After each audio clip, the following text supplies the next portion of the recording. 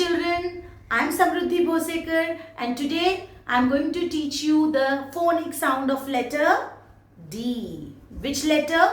D. Very good. In my previous video, I have taught you the sound of letter A, B and C.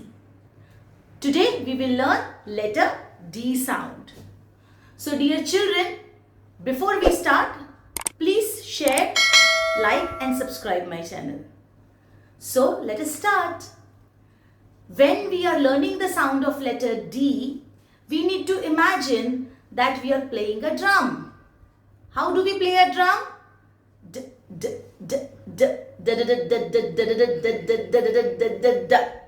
Excellent. So let us start the song. D says D, D, D, D. D says D, D, D, D. D says D, D, D, D. D says D, D, D, D. Very good. Now we'll learn some words which start with the letter D and sound D.